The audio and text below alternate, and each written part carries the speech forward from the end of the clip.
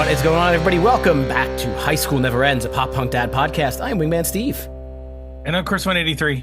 And somehow, April has almost passed us by. We did a handful of awful April, well, one awful April episode, but our theme for the month has been Patron Picks April. We thank you to our patrons, Tom, Jason, Nick, Ashley, Punkish Dad, and Sam. And we gave away our episodes this month. We picked randomly and said any one of our patrons who gets picked gets to pick the album, or Chris was hoping we were going to talk about meatloaf recipes or, something just totally random. But here we are on our last one, and we're actually going to be talking about an album. So, Chris, you want to introduce our guest? Yes, I would. Back again for maybe the second, third, fourth time. I don't know. I don't keep track, but he's been here before. It's been a bunch. He's been a big part of our Jeopardy initiative on the show, which is always a lot of fun. Definitely one of the greats in terms of listeners for the show. I'll give you all the accolades. Mr. Tom Good, how are you tonight, Tom? Hey guys, doing good. Thanks for having me back on. I'm always looking forward to being on the show. This is actually number 6 for those counting. If you count the Jeopardy episodes, then this is the 6th time. So we're officially at half a dozen. Chris, do you owe him like a jacket or something, or a gift? Well, first of all, you do have to count the Jeopardy episodes. They are episodes, so they're counted. So 6 it is. That I don't think it's the record, but it's very close. I'll get the gold jacket out for this one. It's top tier. And you picked this album. So tell us what we're talking about today. Tell us the band. Tell us the album. Usually we say it, but you know what? You picked it. You say it. Wow, that's a lot of pressure. So today we're going to be talking about the Wonder Years, the Greatest Generation, which is something that Steve schooled me on a little bit.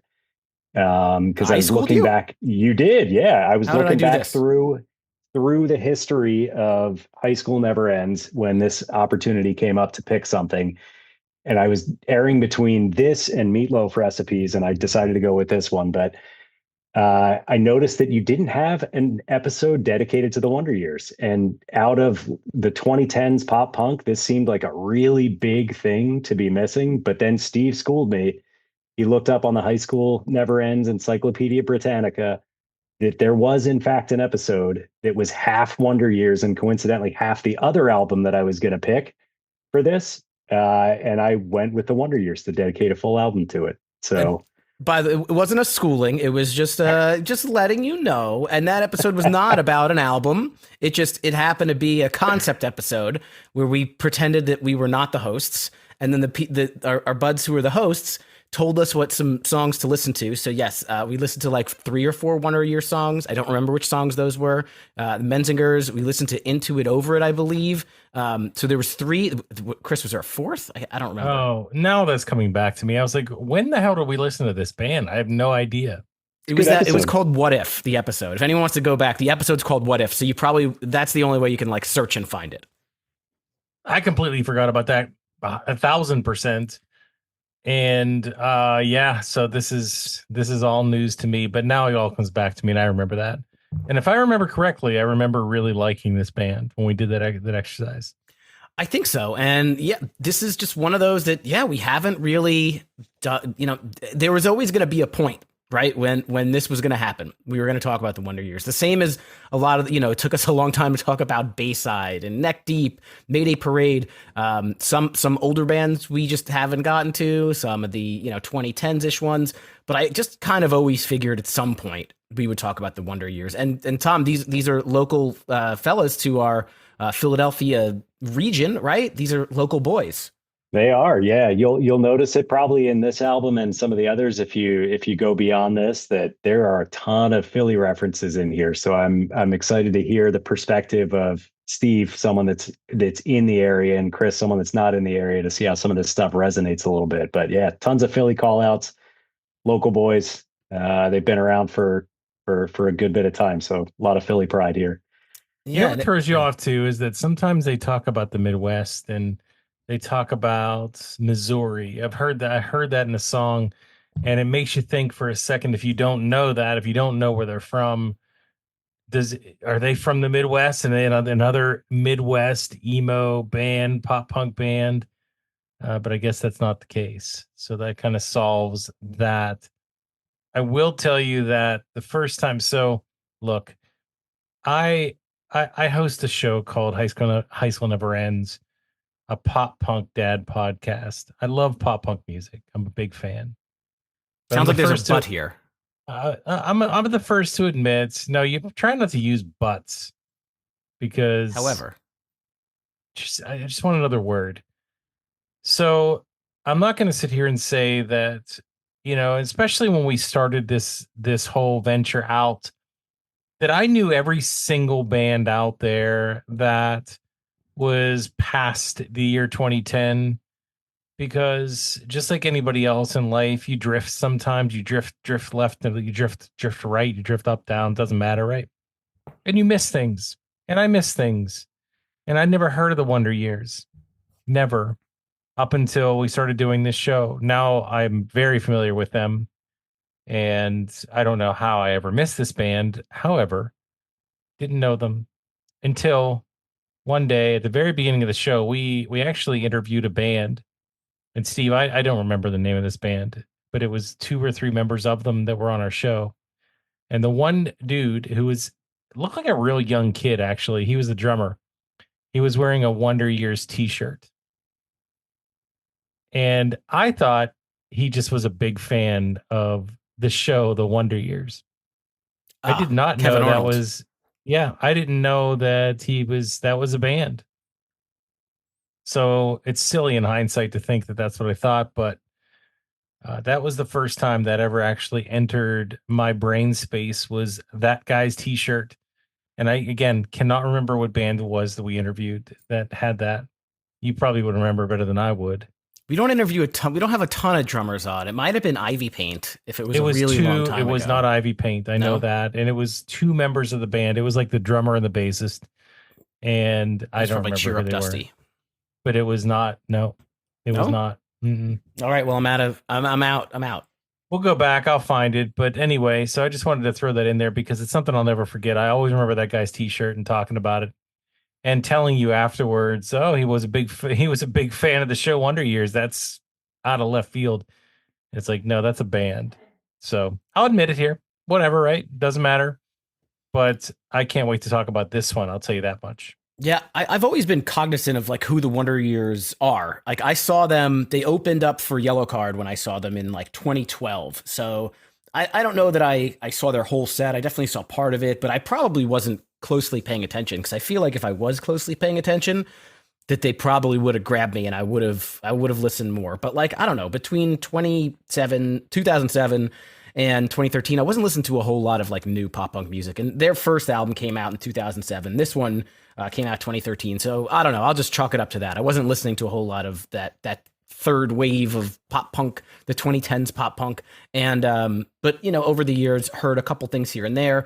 Never got too deep into it, but I'm glad to do it today. I'm curious, Tom. These guys have 7 albums. You didn't pick their first album. You didn't pick their most recent album. You picked the one that's right smack in the middle. And actually, the one thing that resonates for me about the band of Wonder Years is that I know they have that one album. I'm looking at the title now, but the album that says Suburbia with like the guy in the chicken suit, and it's got a really long title. So tell us a little bit about why did you pick this album, The Greatest Generation? That's a loaded question because I could have picked a couple different albums here, but so with the Wonder Years, the one thing that I find interesting with them is that I'd been kind of peripherally aware of them just from being around Philadelphia. I kind of knew about the 2 albums previous to this. They actually have 3 previous to this, but the first they doesn't sound a lot like the Wonder Years as you would know them now. It was kind of their starting record. They kind of even acknowledge it's not their best, but the 2 albums prior to this, you start to see kind of a band that started in kind of a more straightforward pop punk, very focused around a time in life, like going through college, kind of going through that period of your life. The next album beyond that was Suburbia, which is kind of about that post-college period where you're still trying to figure out, what you're going to do after school. And then between that album, they kind of started something. You could tell they were shifting a little bit from being pure pop punk to being something that was just slightly different and kind of going their own way. to me, they perfected what they started on that album in The Greatest Generation, which is what we're going to talk about today. So like they call this the third part of a trilogy around growing up. I think was in the teaser trailer when this was released, that this was kind of the culmination of that trilogy. And to me, it's the most realized version of this band. Like they started out, and I look at this band through the lens of like, you kind of take what you like about pop punk, you up the lyrics to a level that is, on next level for this type of genre. You kind of throw it all in a blender, and you get something out on the other side that's just slightly different, but still retains all the stuff that you really like about pop punk to begin with. And they truly bring something that's their own, like they have a unique style, a unique vocal style, unique lyrics. They have three guitarists. Like, what other band besides like the Eagles or Leonard Skinner has three guitarists that they actually use? Um, and when you look at this album, this is the most realized version of it. But that being said, their most recent album is actually probably my second favorite album by them. So when we get to that section later on where we kind of go through the albums, they don't let up. There's a Wonder Years album for every period in your life. And I think if you like this one, there's a fun trip down memory lane you can take by listening to some of the rest of their discography. Yeah. So just let's continue to talk about the band. Tom, what's the temperature on their fandom? Like, they have a huge following at this point in time in the year 2025 and over the years. It's funny. They actually cracked a Billboard Top 200. They were like number 20 when this album came out, which I was surprised when I was doing a little digging before this episode. I didn't even realize it got that high. But yeah, I mean, they've got a pretty rabid fan base. And they've been loyal to them. Their live shows, if you haven't been to one, I would definitely recommend going and checking them out, because some of the choruses on this album specifically are like meant to just be yelled in a room with a bunch of people. Yeah, they got a really rabid fan base. And it's funny, I just saw them back in August with the Menzingers, or no, it might have been October, with the Menzingers. And they even said, it was funny, they were like, I bet there's a lot of 40-year-old people in this room. And I was like, yeah, that sounds about right. So like, Tom, how does one get you to go to a concert? Because I'm always saying, hey, Tom, come with me to this concert, and you have too many kids, so you can't. So how does it crack that you go to the show?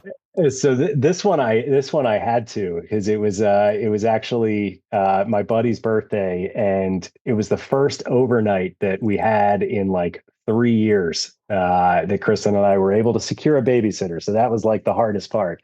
Got it. But yeah. So I just need to get you a babysitter. If you know a babysitter, Steve, then let's do this. No, I was going to ask you for one. We're in babysitter purgatory at the moment, unfortunately. I'll hook you up. Guys, I got 2 daughters that'll gladly babysit for you, but they're 4.5 hours away. So we'll pay for gas. There you go. There you go. Well, that's interesting. So it's really interesting to hear more about this band that really I had no idea about for the longest time. And the fact that you gave that description really resonates with me specifically, Tom, because I agree with what you said. I think this band it's like emo pop punk evolved. It's like another level of what this type of music can sound like if you bring it to that level. And there's other bands that do it, and it's a matter of opinion, of course, on which bands those are, but there's a phrase called in the feels. It's a cliche term, but I find myself being in the feels when I listen to this band, because they have that it sound to them. They have that sound that no matter if it's a fast paced or a slow paced, if they use pianos or they use thrashing guitars, it makes you feel something. And it's just a mix of all different types of reasons why the lyrics, the vocals, they just They just hit that vibration. They hit that chord that makes me feel a certain way that I love to feel. This is the type of music I think is good for almost any type of mood.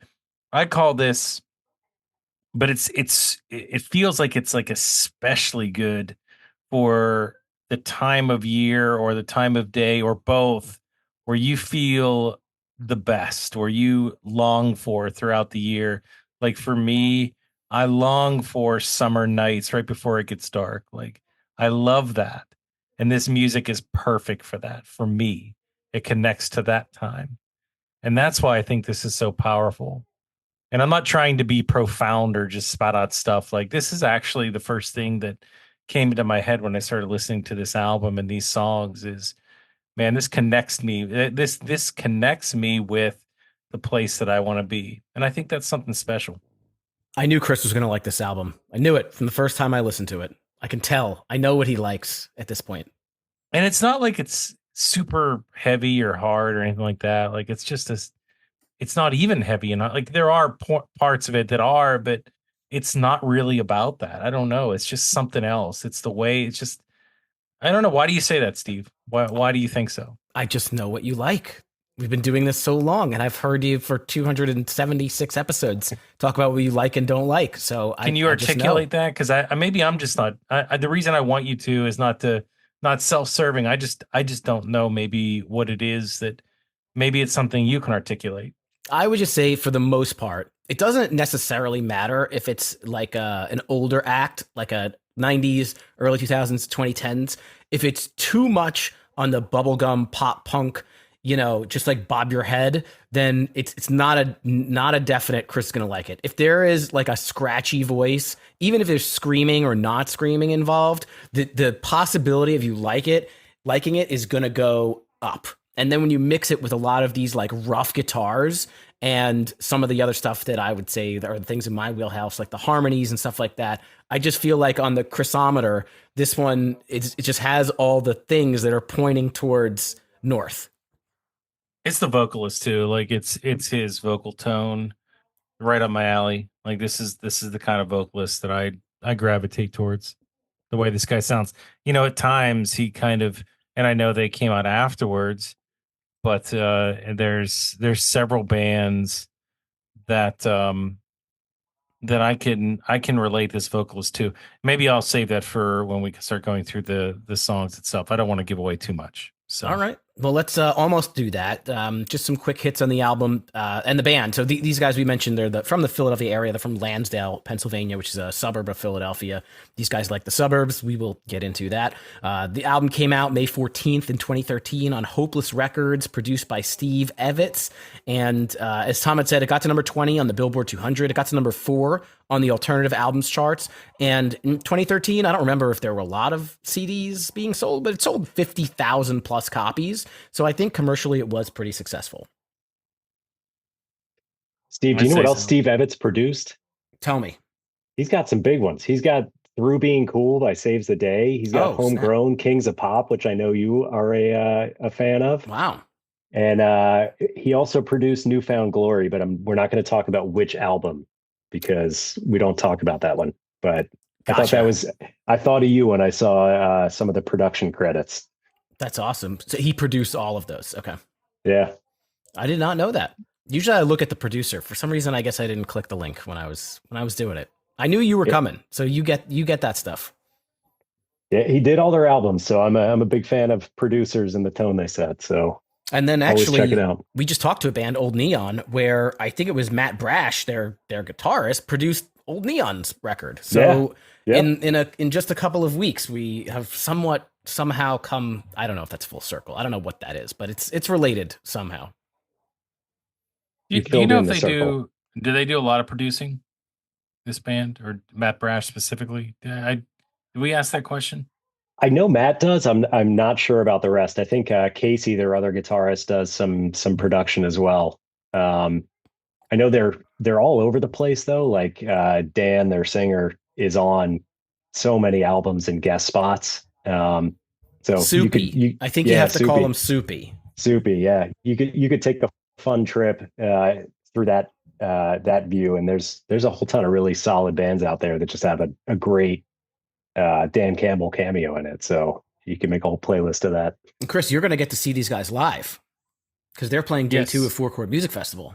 They are. And I'm actually, at first I was like, wow, I'm the only one that bought tickets for day 2. But now I don't care because I want to check them out. So I want to see, honestly, like, Say Anything's day 2, The Wonder Years. I am very curious to see Alkaline Trio because I've never seen them before. So, and AFI, I mean, Punchline. I've seen Punchline though. Oh, you have? Okay. Yeah. Shout out to Punchline. But I've seen them. All right, guys. You want to get into this album here? Yeah, I do. Unless do you have any other points to make about seeing them live? I know you already brought up that Steve, you saw them as an opening act at one point in time. Tom, anything else on seeing this band live that you would want to point out?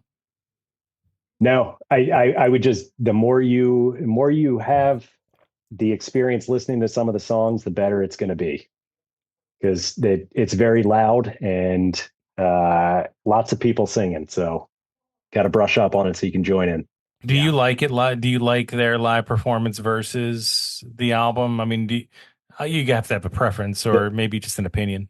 I think they're both great. Their stage presence is awesome. Their energy is spot on. And they're really tight too. Like, it's funny. There's parts of this album where, I kind of characterize it as like a wall of sound where it's just like, almost like overloaded with guitars in certain parts, but they do that live too. They actually pull it off. And those sections where it sounds like louder than the part previous just on the album, like that translates really well live too. So they're really tight, really solid, really versatile.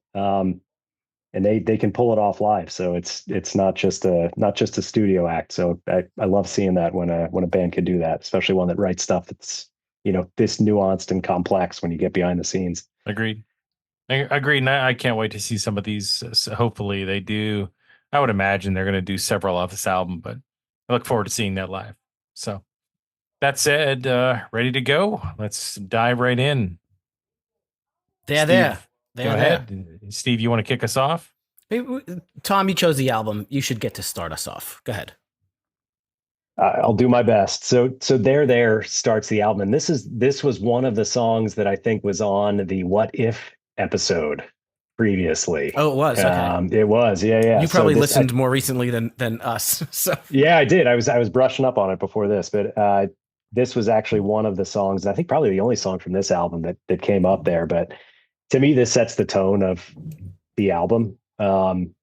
It's not the type of song that you would expect from a pop punk opener, which I kind of like about it. It's understated. It starts off kind of soft, has a little bit of a slower build, but it also shows kind of some of the things that makes the Wonder Years special. Like the song structure alone, it's 2.5 minutes, but you go through so many different parts and pieces in this song in 2.5 minutes that even though it's short, it still feels complete, but also still kind of like an opener for what's to come. I love the fact that it just has this evolution. And then by the time you get to the point where, they repeat, I'm sorry, I don't laugh at the right times, with Soupy kind of going up and getting a little more intense with it, just kind of explodes into the second half of the song. So it's a really good opener. It kind of showcases all their different styles in a really mini chunk, and sets up for what's to come. Yeah, I think at 2 minutes and 26 seconds, it's the definition of like a table setter. It's a nice appetizer. It's giving you a little bit of what you're gonna hear throughout the rest of this record. And I loved how it starts kind of slow, just with the vocals and the guitar. Then it kind of goes into like a super melodic, like full band. You can hear all those guitars. And then you said the word explodes. It explodes with its scratchy, loud vocals. I'm sorry. He just gets right into it.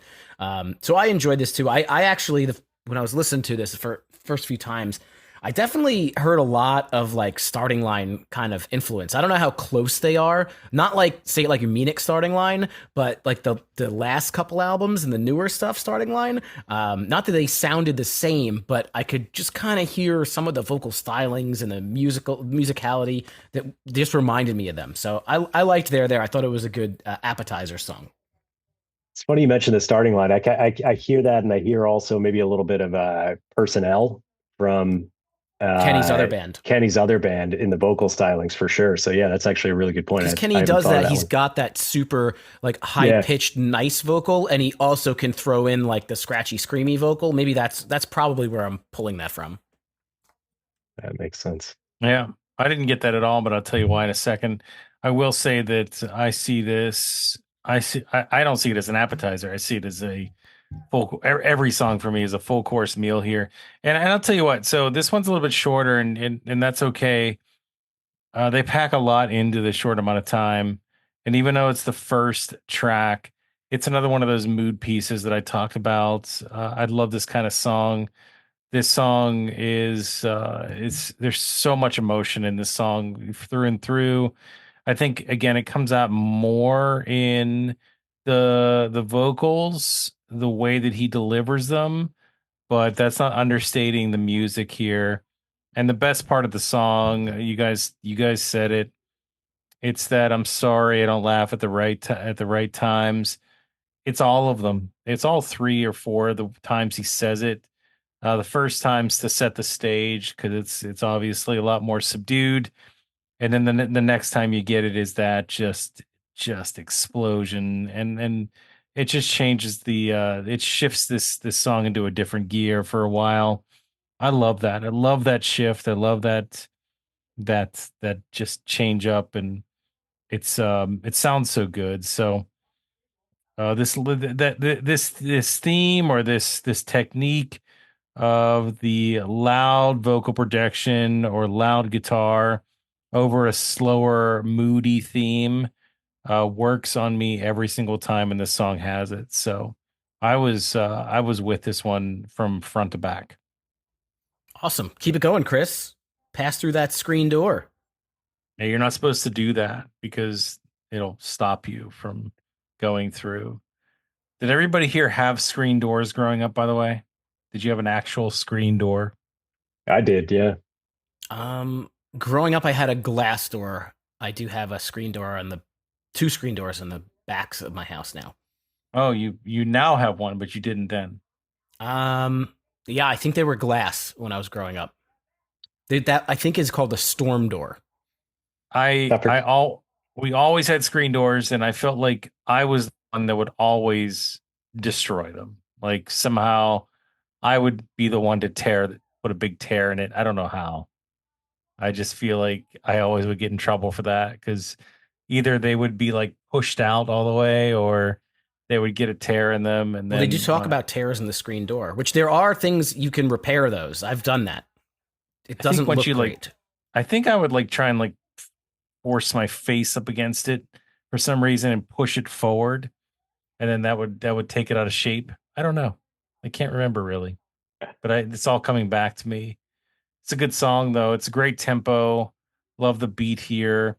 The vocals are a little bit more aggressive. I think you get a snapshot of that in there when he starts getting into that second. I'm sorry, I don't laugh at the right times. You're gonna get more of that, more so here throughout the song, and I love it. And I mentioned earlier that I found them to be similar in direction to another band. I hear a lot of Hot Mulligan in this in the way that he sings a lot of the times. Not every time, but a lot of that higher pitch stuff. I think that's and I love Hot Mulligan so much. And so I immediately just kind of latched onto this because of that. Yeah, so the best part of this track is the Jesus Christ part when he starts into those lyrics, and I had it queued up here. Let's see. Jesus Christ, I'm 26. All the people I've graduated with all have kids, all have wives, all have people who care if they come home at night. I think that's really, really interesting because, it's just self-reflection. It's just thinking about, where I'm at, where all the people are around you. Again, very cliche, and I can't sing it obviously, but if you put that to the music, it's really cool. It's really cool the way that turned out in the middle of the song. Actually, it's toward the latter part of the song. It's perfectly placed. It came out of nowhere. It just took me by surprise, but I love that.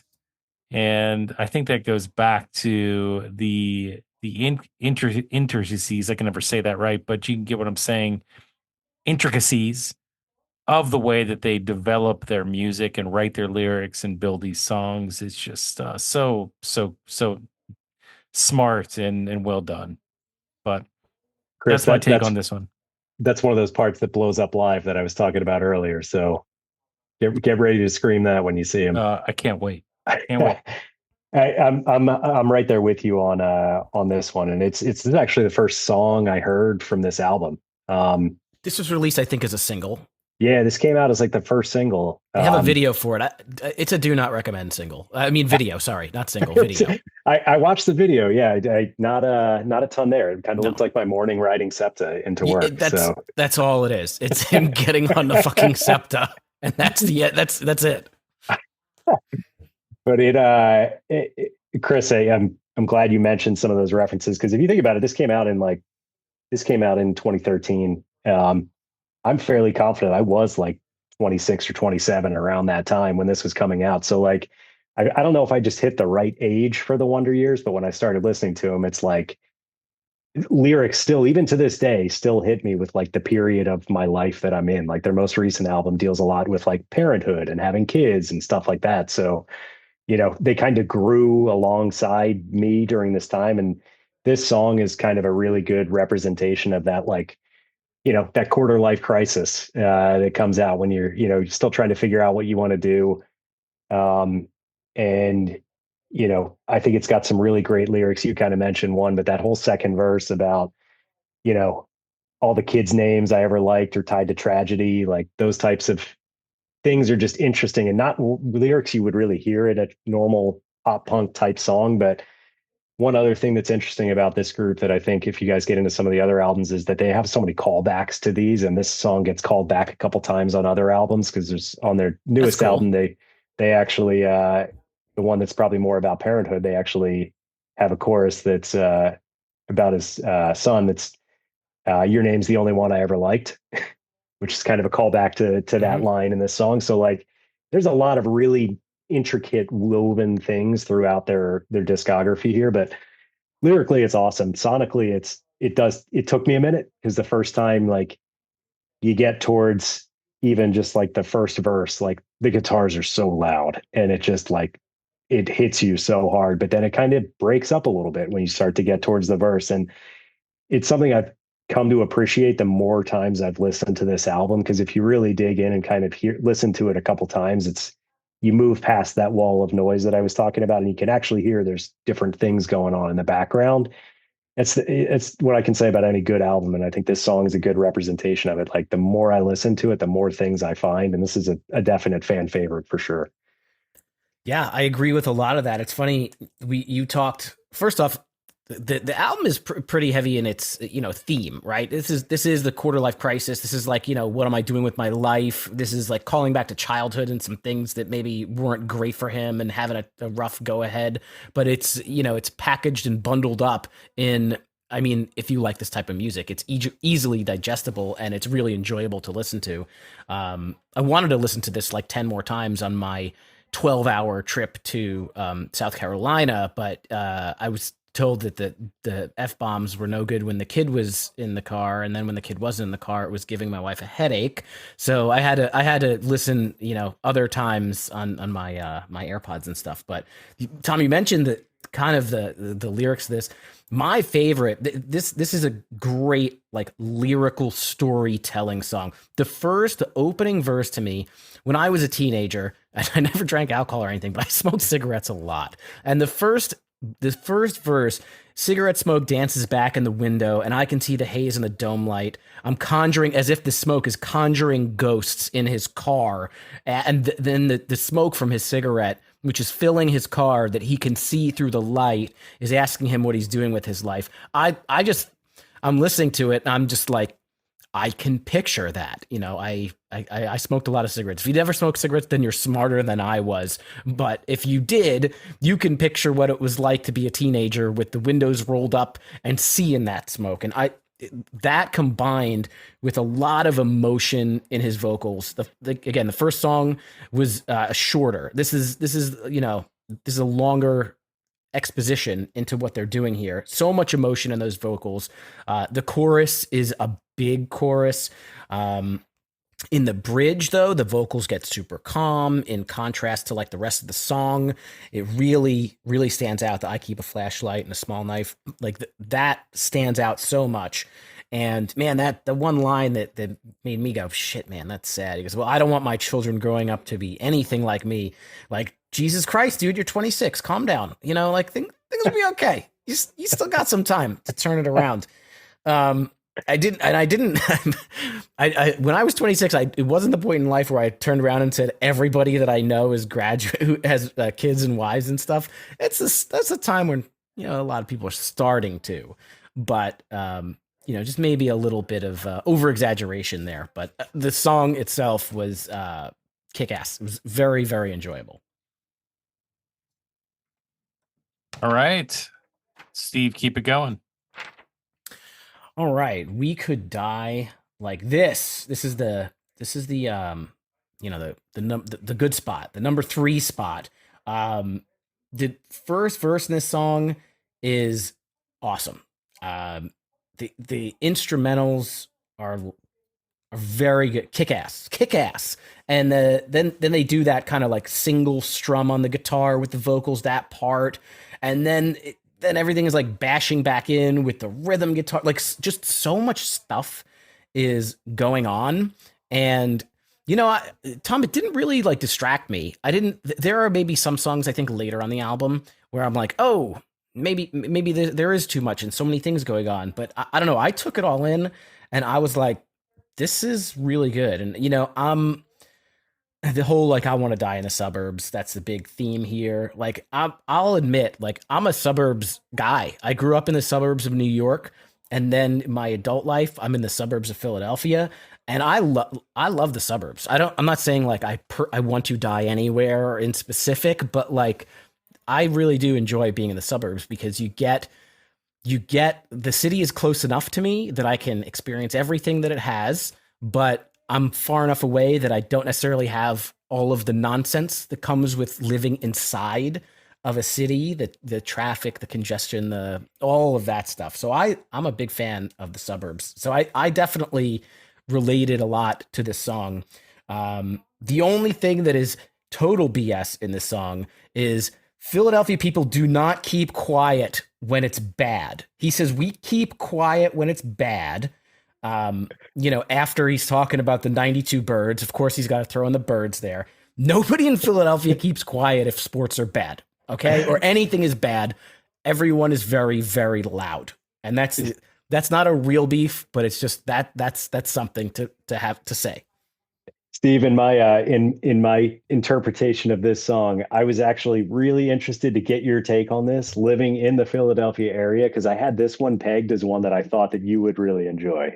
You're right. I was like, lots of Philly references all through it, and yeah, you are right. We don't really keep quiet about those types of things, especially when things are bad. It's loud. When things are good, it's loud. Like that's just the mentality. But I did enjoy. Are there other references? I mean, he talks about the 92 bird. Are there other references that maybe I missed? I like, the three of us grew up in the Northeast, right? So we know what it's like to have to shovel a driveway and deal with snow. And I do enjoy kind of hearing stuff about that. Is there any other references that I missed or no? Just throughout the album in general, lots of Philly references, but this is probably one of the more explicit ones that comes up. But, elsewhere, there's, references to like the Schuylkill and, Nick Foles and other things like that down the line. So lots there, but I'm with you. I like this one. It's kind of more of a standard, more straightforward pop punk type song compared to some of the rest that I think they have on this album, which we'll get to some of those in a little bit here. But I also relate to the chorus. I probably also want to die in the suburbs. So nothing off brand there. So I can relate. Sounds like Um, kind of sounds like it's bad to say that, but that's just yeah, saying no, like I enjoy living in the suburbs. when it comes time. Yes. But the thing that jumps out to me at this one on this one especially is the vocal harmonies. This is the first time you really get to see it on this album, kind of with the distinct voices in the group, because they become a little more prominent in some of the other albums too. But Matt Brash does a lot of backing vocals. In this one, gets a little bit more of a prominent spot. So does Josh Martin, their bass player. And between him and Soupy and Matt, who I referenced earlier, they have kind of three really distinct vocal types. And once you kind of can pick them out, you'll hear them all across the album. And like the three of those together really just have a great kind of vocal harmony and like play off each other in some of their parts. And I think this is the first song that kind of showcases it a little bit. But Chris, I'm interested to hear what you thought of this one. Well, before I say anything, did who has that distinct lower, like that lower voice? Who is that? That's Josh Martin, the bassist.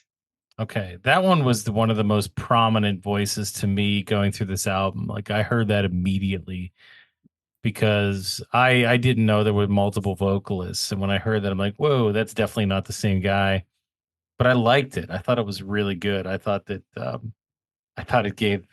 gave yet another layer to this band that already was top notch in my book.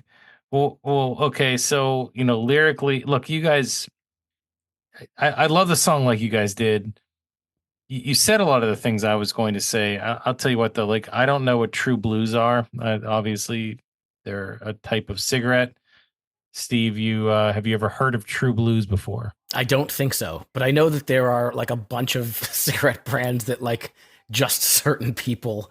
I don't want to put them in any boxes, but certain people will like smoke certain like older people or like Yeah, right. you get like loyal to a brand and then the brand dies. Like my dad Lucky Strikes. well, I think those are still around, and those are popular because of marketing. But when my dad used to smoke years and years and years ago, he would only smoke. They were called Merit, and I don't even know if they still exist anymore. But like for some reason, those probably because that's when Yeah. somebody smoked when he was a kid or something. So Merit, my dad would smoke Moors. Did you ever see those? That sounds familiar.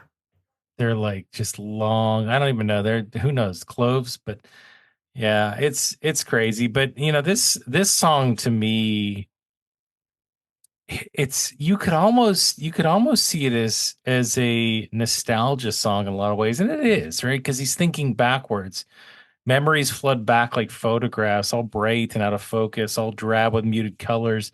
So you kind of remember, but you don't, but you do. And I think that, me being just like you guys, a kid from the suburbs in the 80s and 90s, like sometimes you sit there and you think about all of the wonderful things that you romanticize growing up, the things that you wish you could go back in time and experience again, in the area that you grew up in. And, for me, again, that would be the suburbs. So that's where you have your connection. So I think it goes to that. If he's going in a different direction, then that's fine. But I really connect with that idea, as I'm sure a lot of other people do. And that, you sometimes sit there and you long for the feeling of, being younger and being able to experience, Christmas in the suburbs again, or just the holidays, or summer times, or just riding your bike, or maybe even a little bit older, like when you were a teen, the things you did then out, in the suburbs, because again, that's where you grew up, and the feeling that you got from those things, and yeah, certain smells and sights bring you back to that. This is all nothing new, but this is the way that I see this particular song. The music itself, you guys pointed to a lot of the important things. I thought this was heavy in the way, heavy guitar, and I love that sound. I think the hardness of the guitar throughout really just sucked me in even further. Other than that, I don't really don't have anything else to add. I think you guys covered it.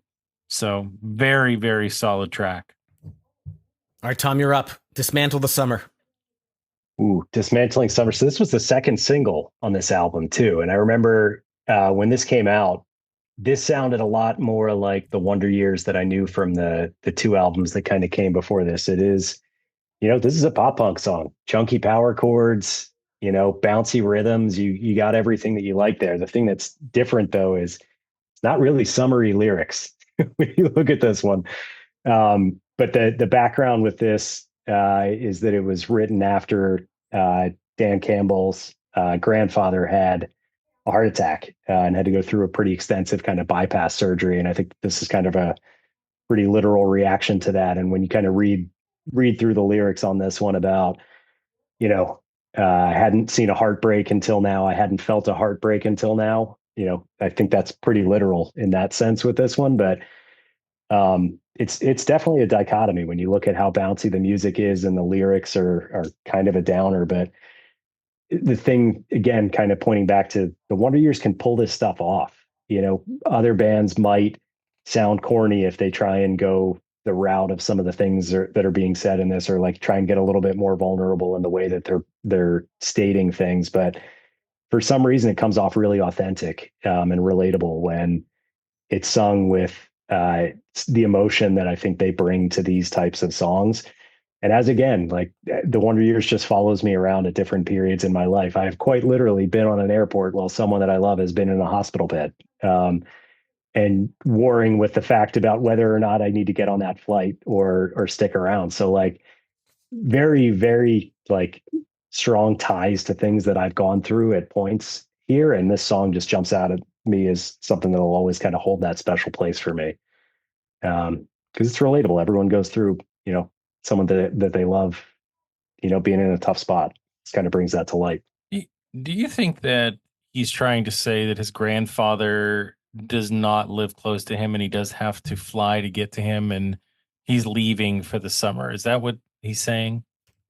I kind of take it as, he's in a hospital bed and he's probably on tour somewhere at the Okay. time. So he's not coming at it from like younger. He's coming at it from now or like now-ish or at that point in time. Okay, got it. So he's back to doing his job.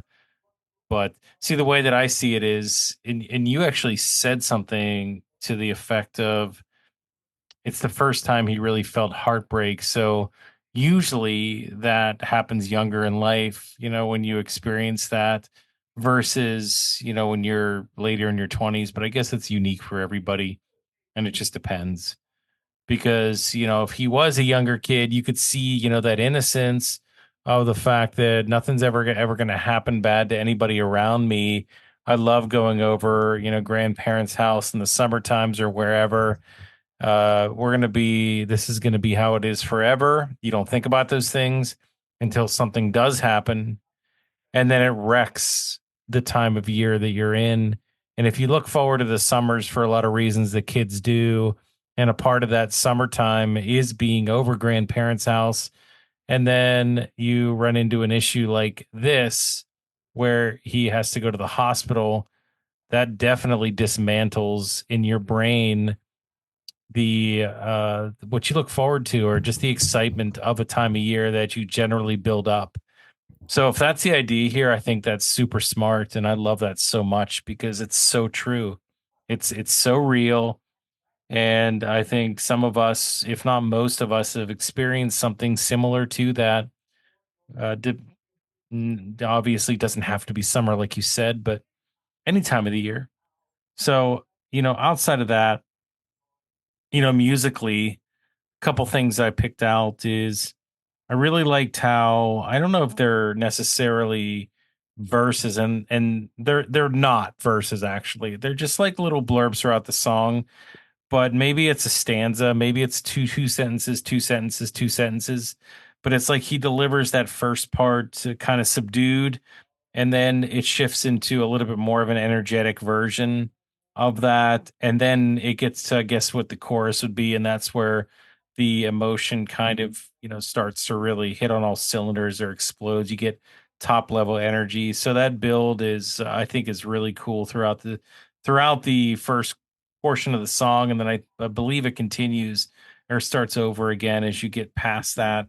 But really nice work there. The vibe of the song definitely has a throwback feel to it in terms of pop punk. So I was all there for that. It's a great melodic chorus.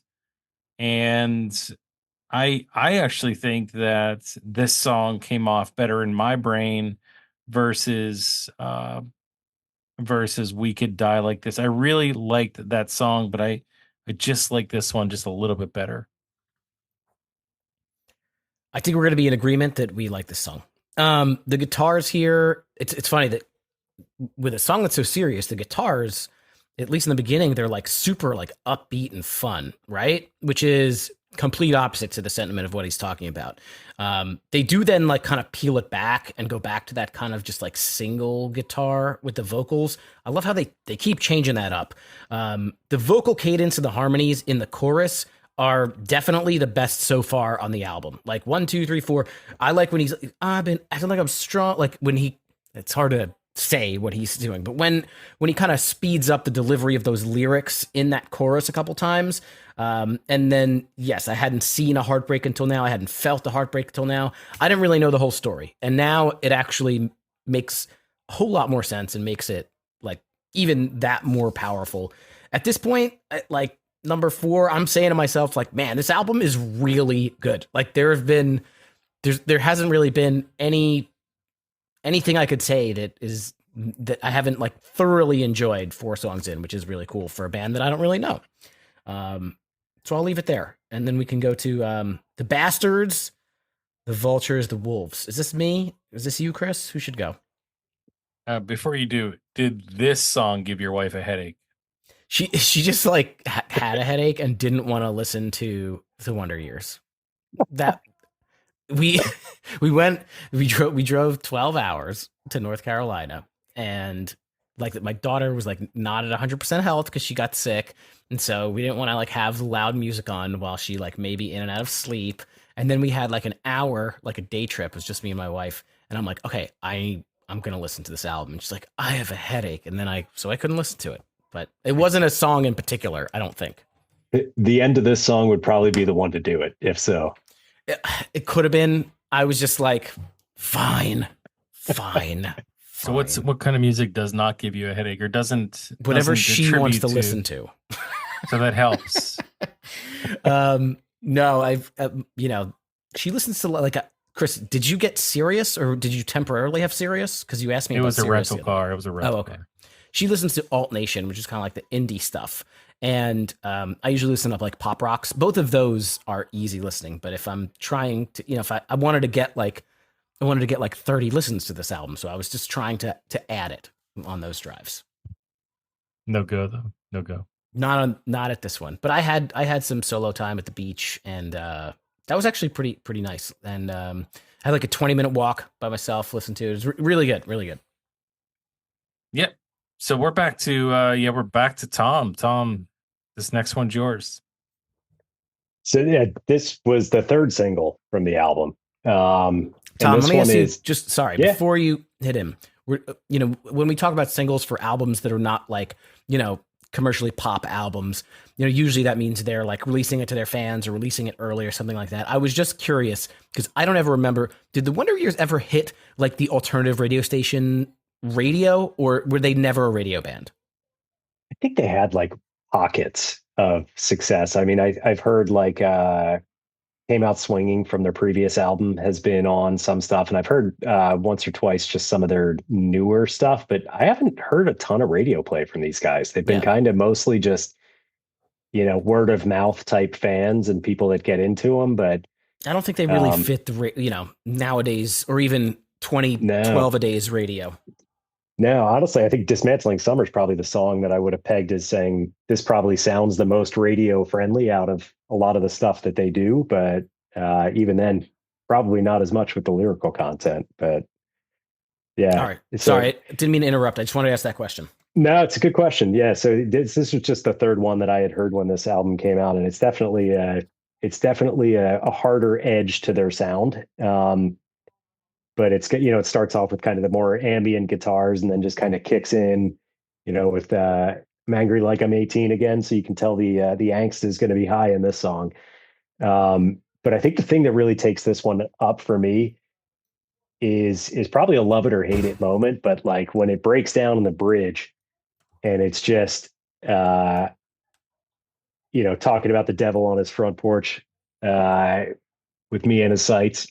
I know he came looking for a fight, and then it just goes into the I came here looking for a fight for like a minute straight, just getting louder and louder and more chaotic at the end.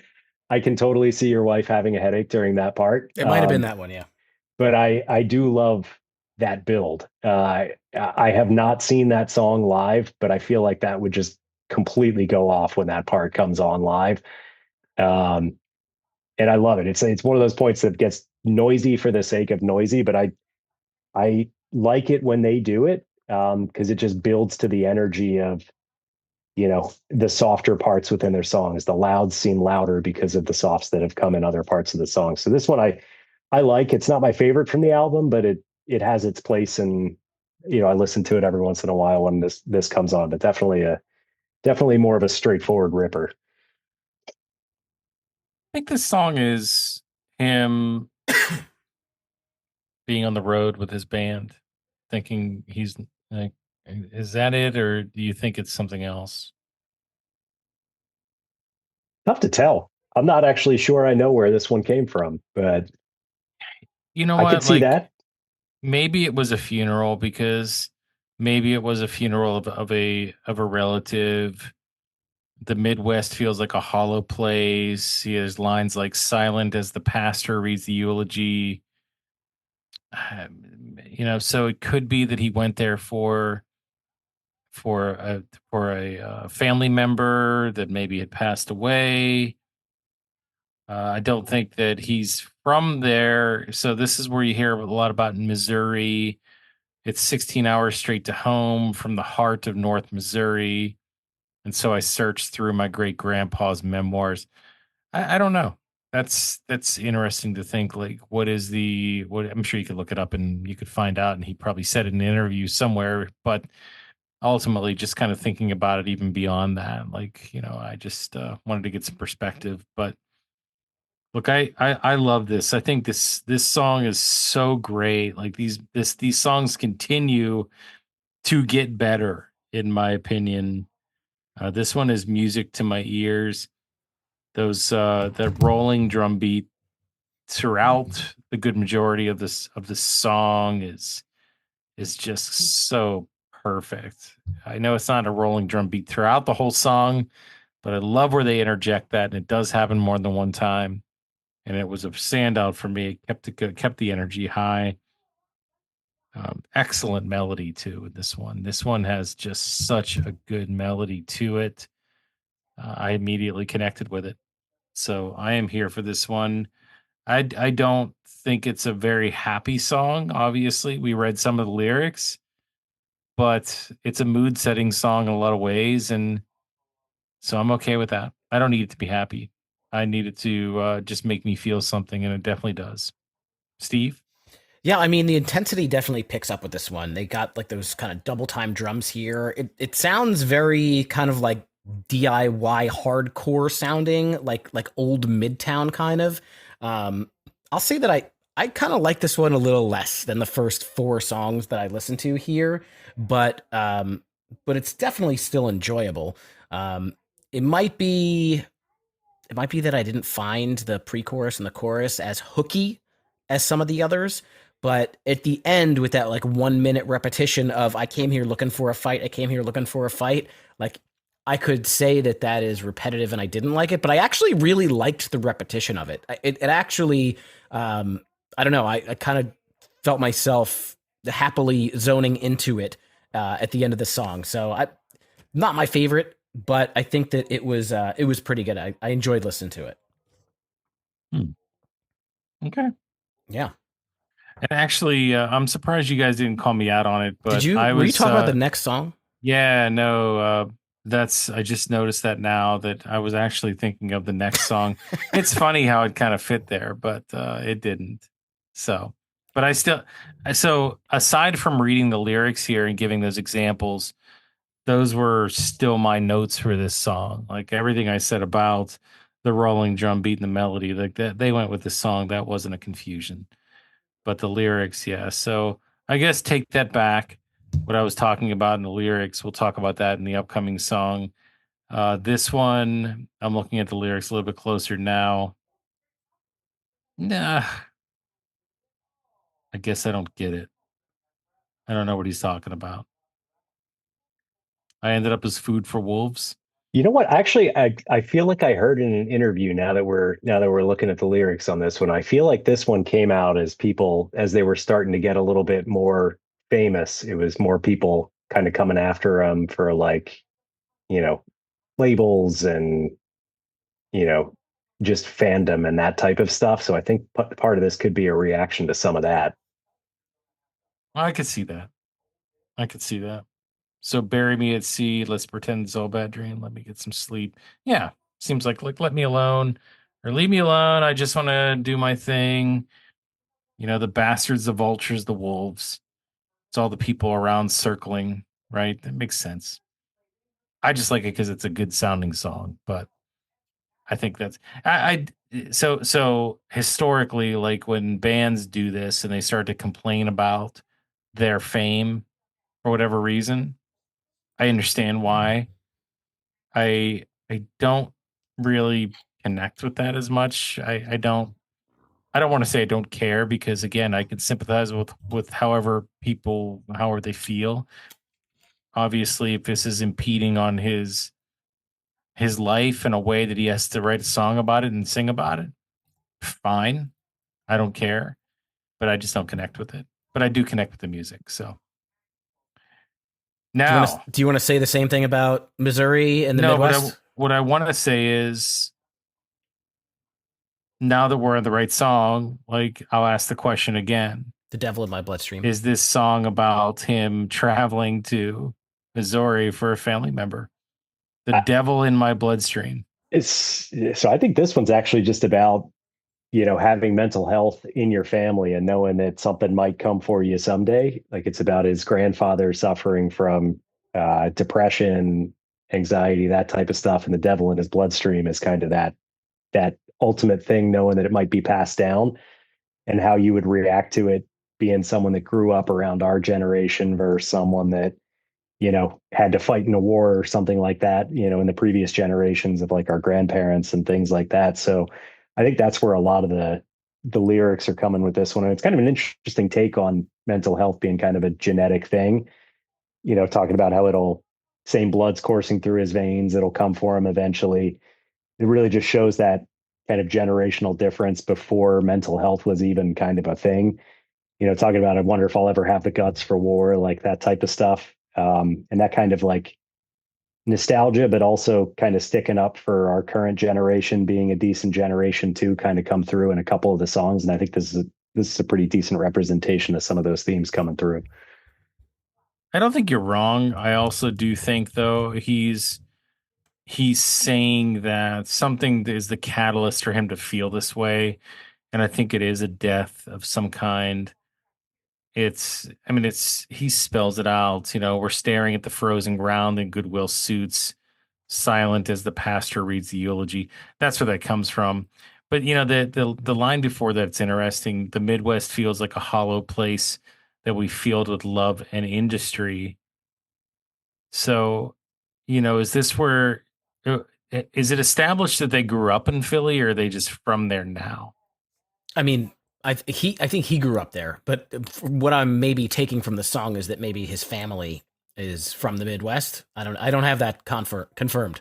It has to be, right? It sounds like that. It sounds like a place that maybe you lived for your younger years and you moved elsewhere, but you still remember some things of it. Like you weren't young enough where you don't remember.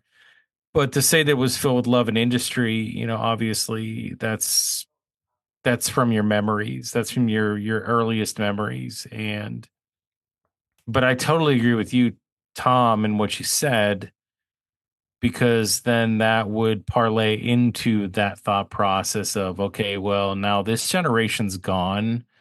Where does that leave me? Am I going to end up like this? Will I be able to do the things they did? I don't know, and I think that there's a lot to unpack there with that thought process, and it definitely hits home. So outside of that, let's see here. Oh, so this is actually okay. So this is the one that this is a really interesting ballad. Usually ballads are hit or miss for me, but man, I love this one. I thought this one was great. I thought this was a great ballad on a great album. There is there's a lot of reasons why, but I thought this ballad had a lot of gravity behind it. Everything about it's powerful. Even the piano. The piano is powerful. The vocals. It just all has so much weight behind it that every line you hang on every line that's sung. It's not a throwaway. It doesn't seem like it's fake. It seems like it's real. And the other thing I love about it is the fact that they transition to the more energetic, upbeat portion of the song, and it's not upbeat and it's bouncy. It's upbeat and it has just this power to it, but it's louder, and it's just a shift in the way you're listening to the same lyrics. I've always been a fan of that. I've said that on other album reviews, and I'll say it again here. That's one of my favorite things in music, and they do it here. So I was a big fan of this track, even though I thought it was the last track. But so that makes me upset that I did that because that kind of ruined the Cut that, effect cut here. that, cut that, cut that. Either way, I can't say enough about this track. I think it's outstanding. Yeah, from the very first time that I heard this song, something about this one immediately pulled me in and like kind of made the hair on my arm stand up. Like I wasn't reading the lyrics or anything. I just was like feeling the way that the song sounded. Soft, pretty piano with the soft Wonder Years vocals. That's Dan, Tom? That's Dan doing Yep. the vocal? Okay. And then the female vocals. I'm not sure if you know who that is. Laura Stevenson. She's pretty good on her own albums too.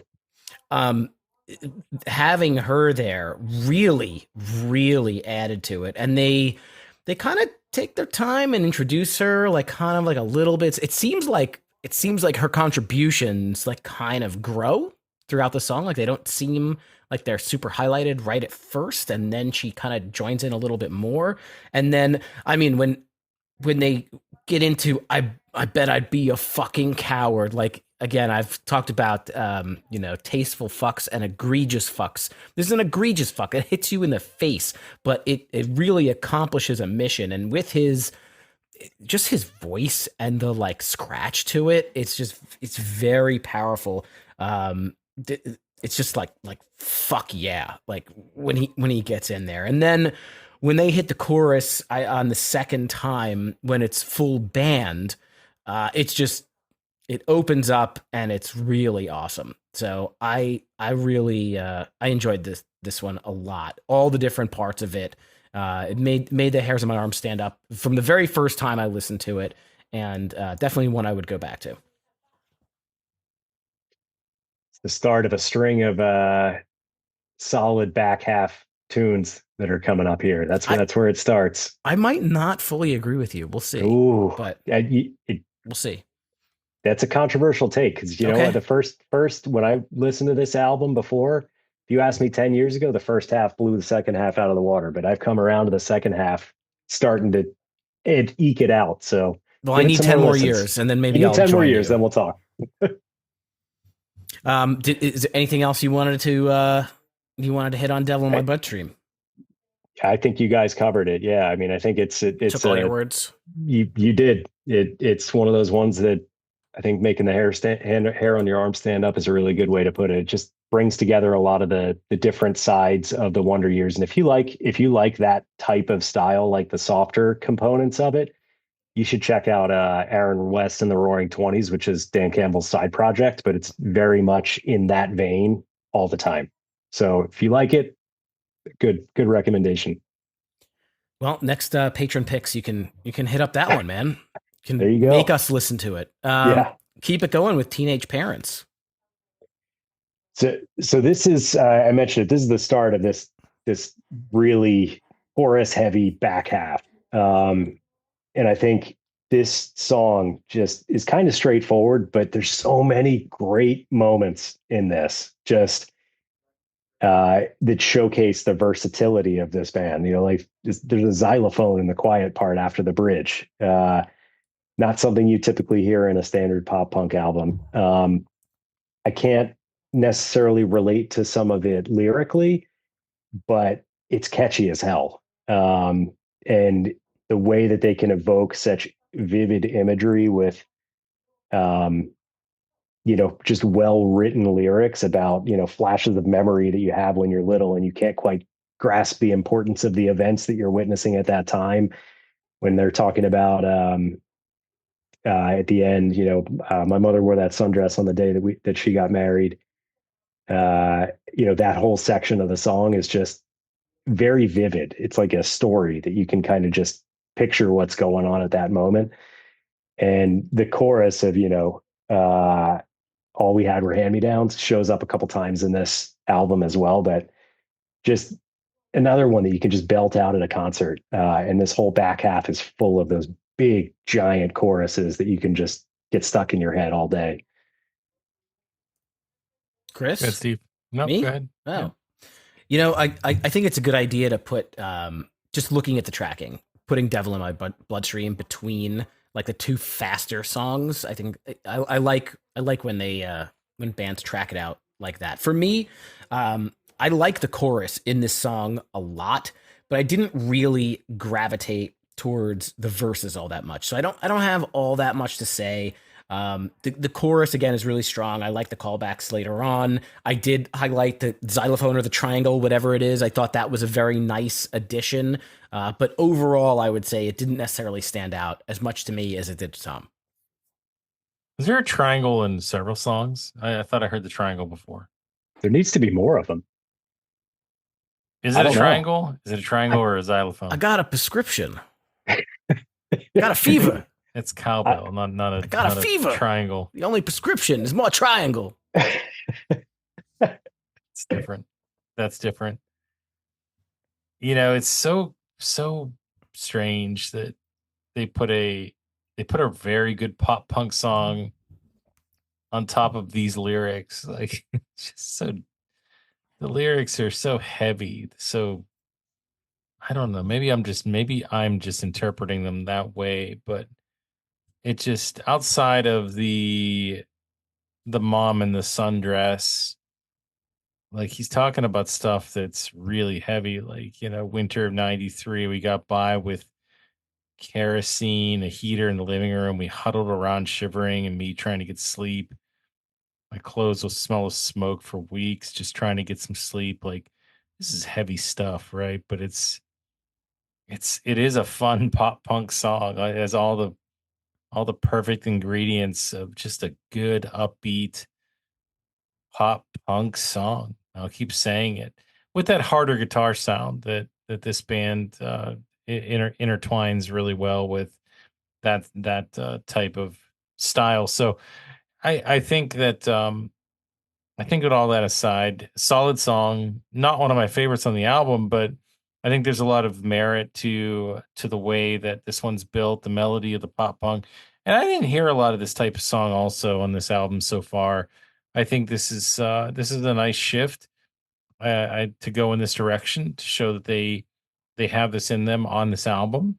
I know that Tom, you had said that they were a little bit heavier into this type of song in their previous album to this, but you don't hear that as much here. So if this is your first stop listening to the Wonder Years, it is a nice departure from the other stuff to hear this side of them as well. So that's where I'm at on this one. It's a good song.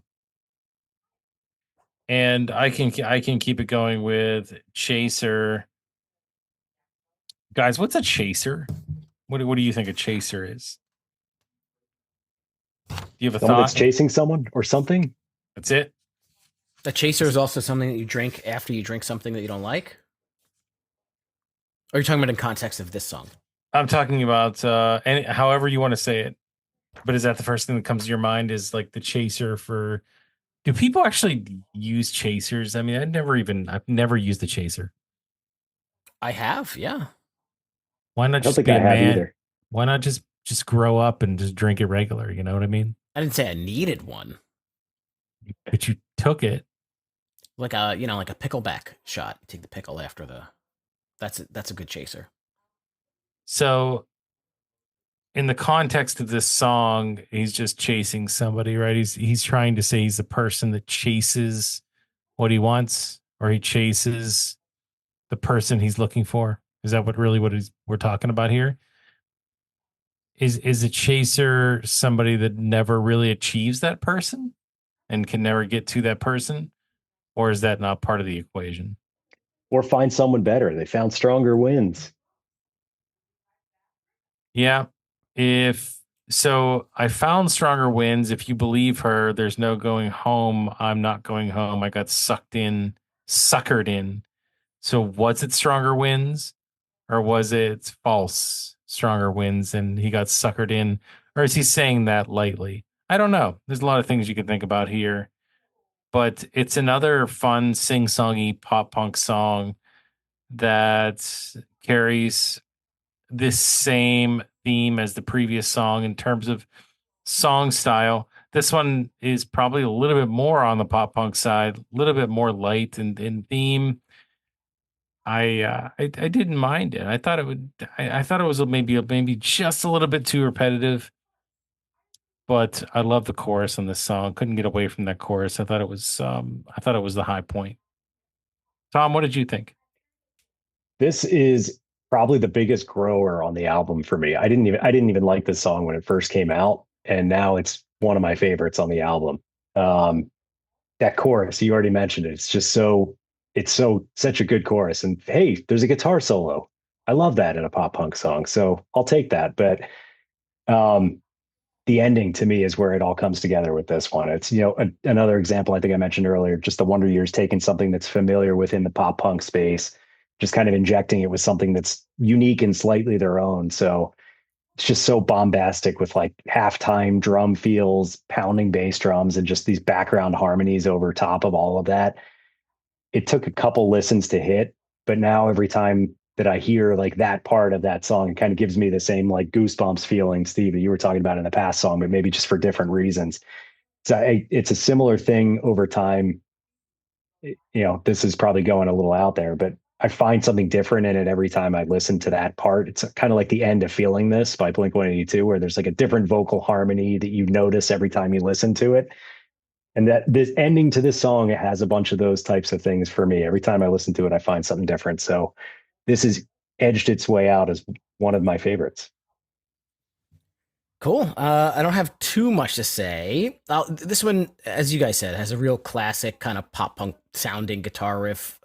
I kind of thought it had a little bit of like a darkish, like part of the song had like a darkish vibe. It reminded me a little bit of like Hawthorne Heights, kind of. The chorus was quite catchy.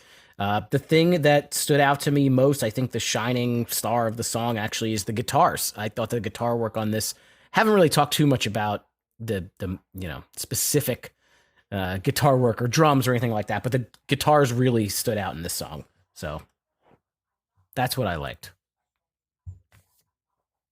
All right. Let's see here. I did that. So I think we're back to Tom. Tom, Yeah. what do you think about this next song? Yeah. An American Religion. This is probably the first song on the album that I think is just fine.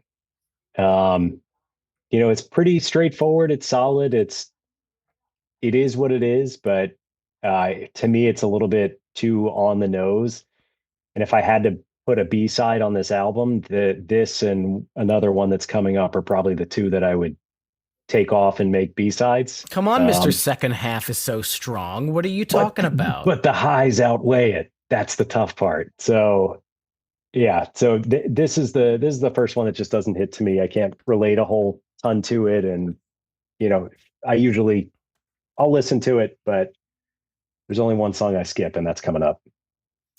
Yeah, I kind of totally agree. Didn't have too much to say about this one. It was fine. It didn't stand out that much. The opening riff is a total Sum 41 guitar riff to kick this song off. Like when the song starts, I'm like, this sounds like a Sum 41 song.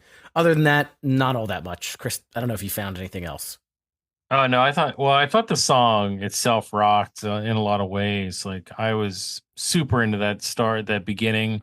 I think that I was more into what this song could have been in my head because of the way that it started. I don't know if I really was into the way that it turned out. There were a lot of choices here that went in a different direction from what I thought they should have. But I'll tell you what, like, like you said, solid is a good word here. Definitely not middle of the road. That intro to me was amazing. And I definitely dug the energy here. I don't really understand the lyrics or what he's talking about per se, but this is kind of one of those songs where it doesn't really matter. You just enjoy the ride. So I'm right there with you guys, like kind of somewhere in the above average, the range probably would be where I'd be at on this one. All right. And Steve, go ahead and take the next one. A Rain Dance in Traffic. I don't recommend that. High School Never Ends, the Pop Punk Dad podcast. We practice safety here. This is the point where I kind of say to myself that the album is top heavy. I'm like, the first like 5-6 songs were so good, and then I'm like, like what's total, like I didn't really feel one way or another about this one either. Similar to the last song, maybe that's just me. Like the chorus is not catchy.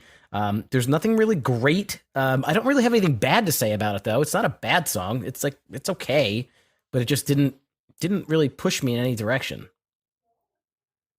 Tom, I wonder if this one's a grower after listening to it for a decade, because I felt like it could be. I listened to this song and first however many times, obviously listening to it for however many times that I did for the preparation for this discussion, I couldn't quite get to the point where I would put a star by it or say it was amazing.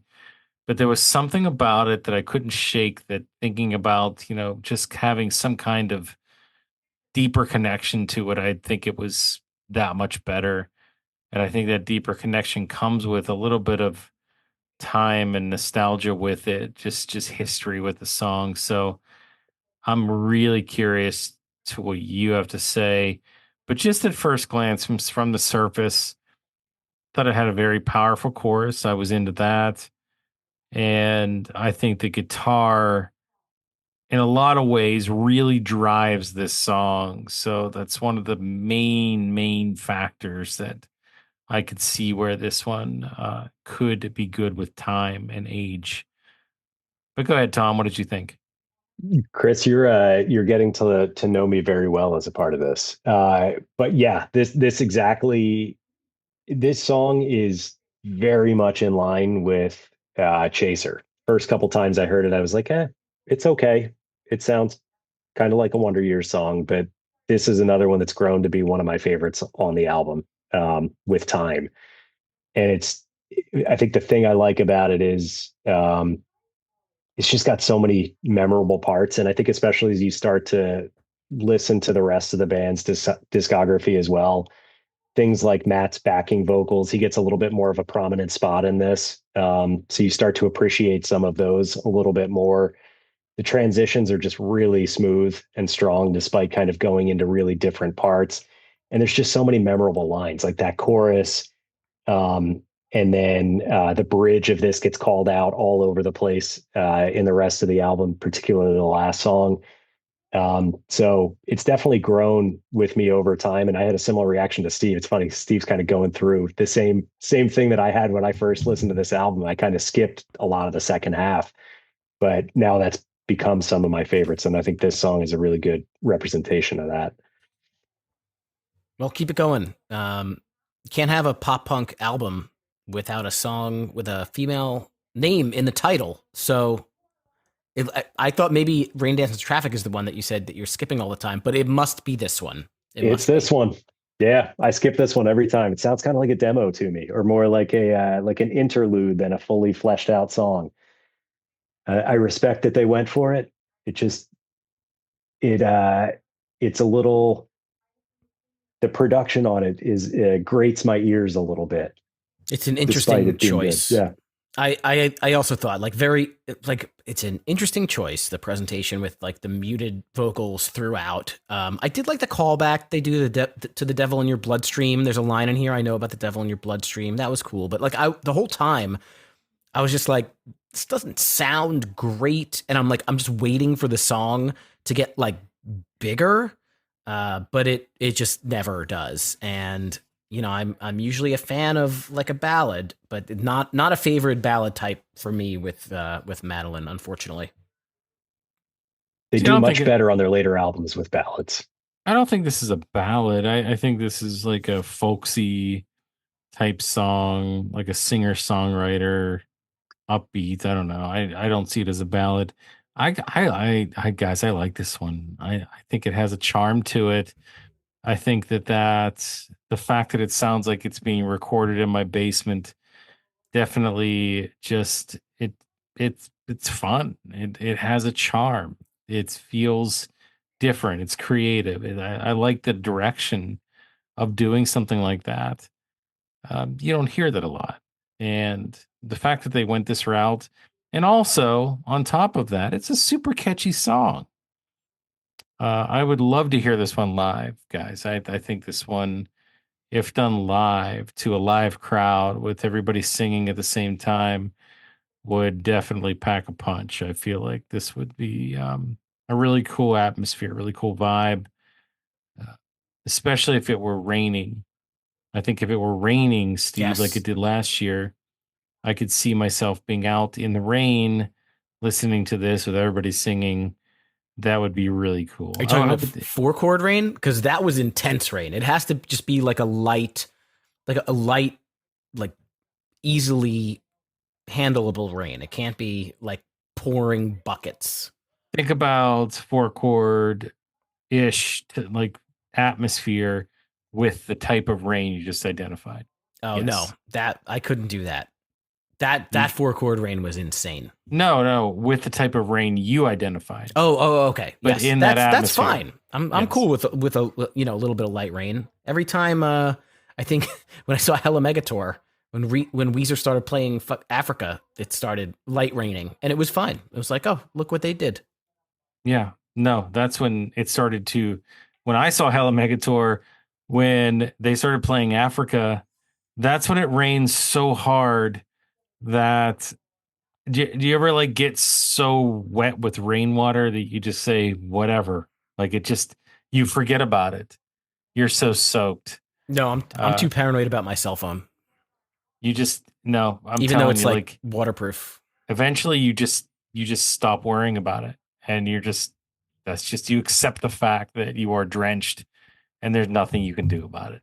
I'm No telling one you, was you get to blessing the that point. rains. No. And I think I was wearing a High School Never End shirt to that concert, and it was completely just stuck to me. Like if it was definitely form fitting. Maybe we need to do a rain dance in traffic for no rain or tornadoes at 4-chord this year. That was not flattering to Crystal 83, but triangles were definitely in full force on this particular track as well, or maybe a xylophone, but the triangle was back. We're gonna call it a triangle because I don't care. I don't care. I'll defend this one. I like this song. I thought it was a nice song. It sounded good. Madeline. I don't know any Madelines, so maybe that's why. It's kind of an old school name. You know what's funny is I was just thinking today, not even thinking about this album, how silly the term cul-de-sac sounds and how it looks. Because I saw a sign today that said cul-de-sac. It looks And very silly spelled out. I grew up on a cul-de-sac. I did. And I would always tell people that. And I don't know. I just think it sounds weird now. I don't know why. I don't think I ever noticed until I had to spell it out when I saw this album come out. Is that a French term? Is that what cul-de-sac is? Do you ever look that up? I think it means dead end. Couldn't they just say dead end? I guess. I don't know. It just sounds more sophisticated to say cul-de-sac. Potentially. Got a I nice think it's pizzazz. French. Maybe it's French Creole. Maybe it's that. Maybe it's like it's a version of France. I think this, and I'll just start here. I know that I've been starting, and I'll start again. So it's a great song. I think it hits you in the mouth with a ton of energy from the very beginning, and it's the song, breaks into a slowdown, which I think is the best moment in the whole song here. It gives you that slow down portion of it. I just love that, guys. I think that's just so good. This song picks it back up for me. There were a couple ones that I wasn't so sure about, but Cul-de-sac is definitely a standout for me on the album. Yeah, What I did would you guys say that think? the mid-album So Sonus wears off right here. And they finish it off very strong. Right away, I like this song. I enjoyed the entire thing. There's a catchy chorus. The drums, the guitar riffs were very fun and energetic. And while, I don't have 10, 15 years with this album, again, I was in a little bit of a lull for, I would call it, 3 songs, and this one just jolted me right back in. Yeah, this is for sure back to your regularly scheduled programming with this album on this one, but it hits a similar vibe to Chaser as me that we talked about earlier. But I agree with you both 100%. This one definitely seems like lyrically it's on point too. It's just about a friendship that's crumbling, and kind of having to break things off with a friendship that isn't going anywhere, which I think is ties back to the cul-de-sac name of whatever origin we determined that was from. But the harmonies, the chorus, this song's huge. It's again made for belting out at loud volumes at a concert. And the subtleties of this are pretty cool too. So like, the chorus is so catchy, but then they actually change the lyrics a couple times during the chorus as well once they get towards the last version of that chorus too. And you can barely even tell because it fits so well in the way that it's structured. But I like those kind of changes. It's a subtle change, but it's really impactful when it kind of comes through. Just a lot of really great pacing in this one. Nice. Yeah. So the French word cul-de-sac was originally an anatomical term meaning vessel or tube with only one opening. It literally means bottom of a sack. So the definition, though, is a street with only one way in or out. Bottom. So I lived in the bottom of a sack. Yes, you live in the bottom of a sack. You put that in your autobiography. My satchel. I mean, I guess that's not what I thought. That's not where I thought we were going to go with this. I was just given what the Googles told me. But we're wrapping up this album here, and I feel like we got to give Tom. This is a big last song. I think we got to give Tom the number one spot here for this last song since he picked the album. All right, let's do it. So this is ending it on a big one. This whole song is kind of like a greatest hits album within the single song. I know it's not the first time that this type of thing has been done within the pop punk genre, but I think A from Cartel on Chroma did something similar where there's kind of callbacks to all the different choruses throughout the album. Origami Angel did a similar version in the air up there in one of their more recent albums, but I'm a sucker for a song that has a lot of call outs to and themes from the album to kind of close it out. It's kind of like almost like a musical theater element where they kind of bring back the motifs of different areas and say them in different ways to tie it all together into kind of one big package. And this song just does it so well and does it in a way that is purely unique to the Wonder Years. I've heard it described by Dan as kind of like a panic attack within a song, of all these different things kind of converging about this album in one spot, and then it kind of opens towards the end of it. But there's just there's so much nuance. You could you could decompose this song for a couple hours and find something new about it every time. Callbacks to teenage parents, dismantling summer, passing through a screen door. They're there. You can kind of find the choruses and themes from almost every song on this album put in and woven together in a way that sounds cohesive in a single song. And it doesn't sound forced. It's a lot to pull together, and it's a really big payoff. But despite all of that complexity, it's really relatable to me. So like even lyrically. Everyone wants to be here to have had an impact of their life and sell out their funeral, which I think is where this is coming from, and living through the memories that they created. So lines like "So bury me in the memories of my friends and family. I just need to know that they were proud of me." Fairly straightforward thing, but sung the way that he sings it, it's so believable and universally relevant. So I think this is just an unbelievable cap to this album to kind of pull it all together. And this has aged so well over time once you get more familiar with the album. You Curious what you guys, guys thought on this one. well, do you guys think that they wrote this song first and then deconstructed this song to make all of the rest of the songs? My I think guess they would be did the no. opposite. Yeah, my guess would be no.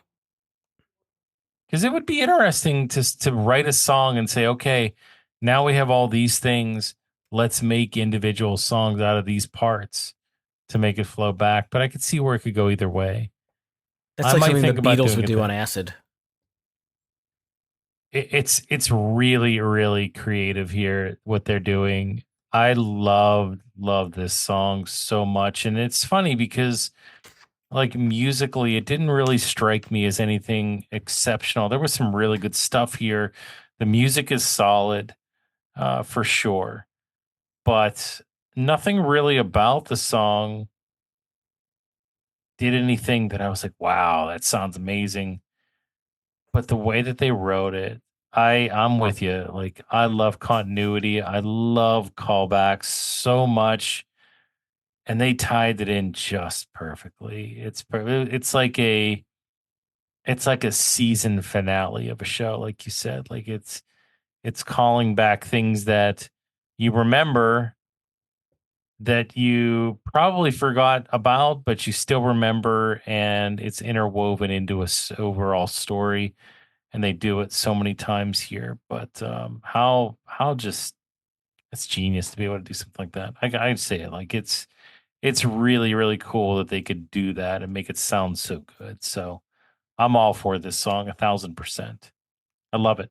I don't think there's any other song that we've heard that, like you said, that maybe other bands have done it, but have they done it to this degree, Tom? The ones that you've talked about, like I don't think that they have. Maybe not this good. Those other songs are great too, though. Yeah. But yeah, if you ever want to go down a rabbit hole, look them up. All right, I guess that leaves me. One could complain that the final song on an album being 7 minutes and 34 seconds long is too long, but I'm not going to be that person. That didn't actually bother me at all. First off, I love the song title and the concept of the song. It's brutally honest, and so much good stuff here.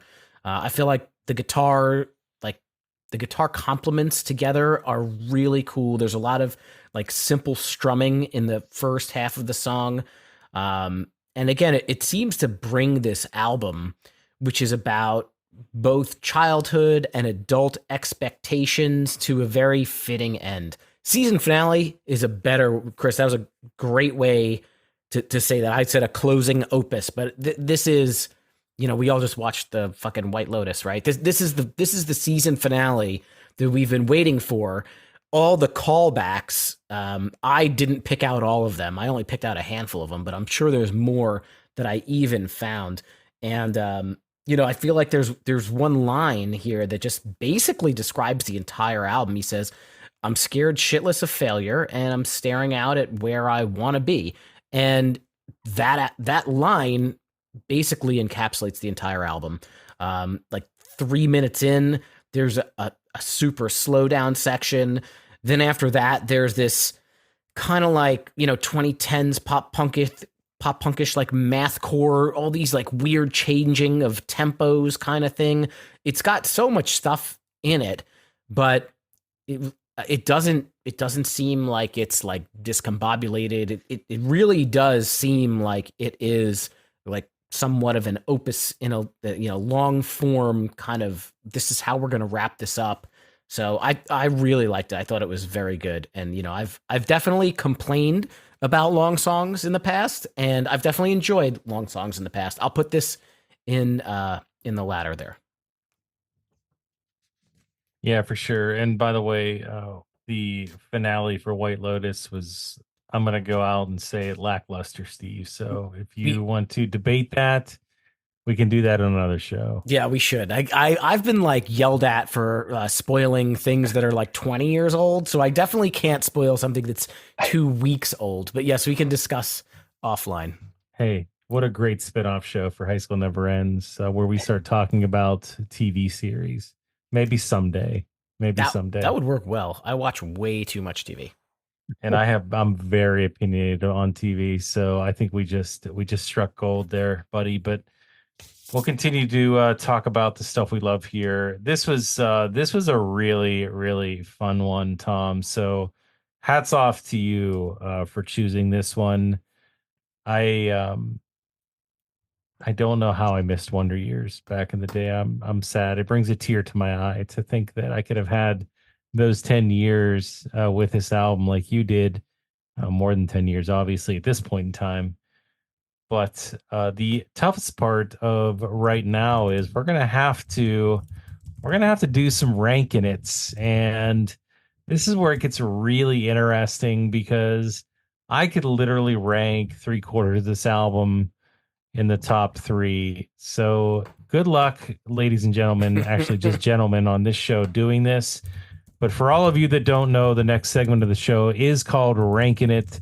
It's where we rank our top 3 faves from the subject matter of the show for today. And of course, talking about the Greatest Generation by the Wonder Years. So guys, without further ado, let's get into it in order. 3, 2, 1. What are your favorite 3 tracks off the album? Tom, you are the guest, so you can kick us off. 3, 2, 1. I'd probably do Chaser. 2, I would do A Rain Dance in Traffic, and 1, I would do I Just Want to Sell Out My Funeral. Yeah, it's funny how I build it up to be so difficult, and he just rattles them off like it was no big deal. That list changed probably 5 or 6 times over the last week because you're right. I had Passing Through a Screen Door on there and some other kind of like classics or ones they play up at shows more, but I kind of settled on the ones that were just hitting me over the last week. So that's where I landed. I'm so incredibly torn on this one. I think my top 3 have changed over the past 5 minutes tremendously. All right, so I'm going to go with my gut here. I'm going to go with my gut feeling. So 3 is I Just Want to Sell Out My Funeral. 2 is The Devil in My Bloodstream. And I gotta go with, oh my God, this hurts. I'm gonna go with this Dismantling Summer as my number 1. It could have been The Bastards, but I'm gonna go with Dismantling Summer. I think it's the number 1 here. Steve, what do you got? I got a little bit of different stuff than you guys. I also found the ranking it to be quite the difficult task because I feel like there are about 6 songs that all could have been in the top 3 spots. So having to narrow it down was a little rough, but at least I don't have like 15 years with this album and had to do it. It was easier for me having a couple of weeks. Number 3, I'm going with Passing Through a Screen Door. Number 2 is The Devil in My Bloodstream, and nobody else had this one, but I'm going with We Could Die Like This as my favorite song on the album. It could have went so many different ways. Diverse picks. I think it goes to show how good it goes to show how good of an album it is, though, right? Because I mean, I think that we're not gravitating towards anything that were considered singles only, exclusively, and we had different thoughts. So I mean, that kind of just goes to the fact that there are so many good tracks on this one that you could go a lot of different ways. So, well, I think, Tom, you're really the only one with experience on the rest of this discography. So, not an exact ranking it or anything, but I mean, it seems that this one's your favorite. If you were to give us like two or three other ones that were the ones that we like need to listen to next, like what would you say? Ooh, really good question. So I would say if you liked this, you should definitely check out Suburbia. I've given you all, and now I'm nothing. And their newest one, The Hum Goes On Forever. They're just on par, and I could have easily picked one of those two albums also for this. And I kind of was thinking about The Hum Goes On Forever actually, since it's just from 2022. Um, No Closer to Heaven it came right after this. It's got some of their best songs, but the mastering is kind of rough, but it's Okay. still got some of their best songs that are out there. And Chris, I was actually thinking about you. There is one album they have where they kind of stray from some of what they've done on their other albums, and it kind of sounds more in line with I think some of the stuff that you like on kind of more like the post-punk area, like that type of stuff.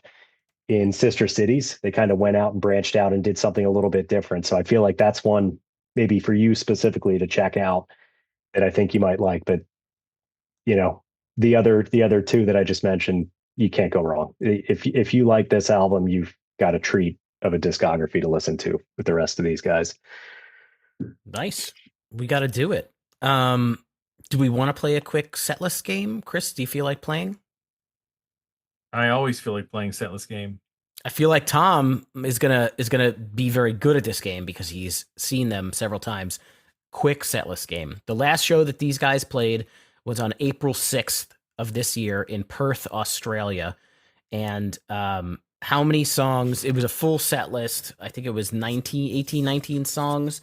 So I'll just tell you there were five. There were five that were played from this album, and you guys have to name what they are. So we're going to start with Chris. We're going to make it a little bit harder because I know Tom has seen them live, so maybe he knows. So we'll go with Chris. What's the song they played in Perth, Australia on April 6th? Dismantling Summer.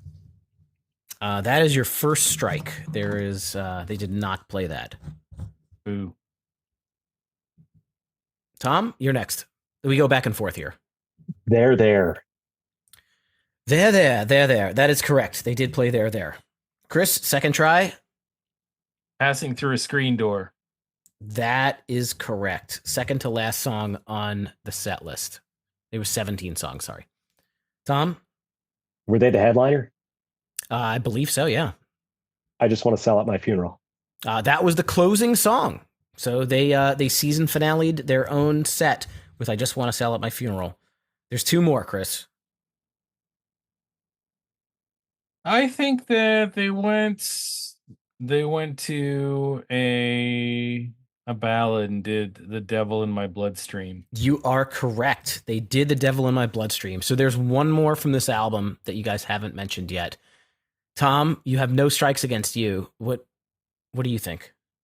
Is it The Bottom of a Sack? It is The Bottom of a Sack. It is Cul-de-sac, correct. So you guys only had one strike against you. You got all five of them. Cul-de-sac, The Devil in My Bloodstream, there. And then the set closed with Passing Through a Screen Door and I Just Want to Sell at My Funeral. Good job. Good teamwork. You won. We win a trip to space camp. So let's Katy go. Perry.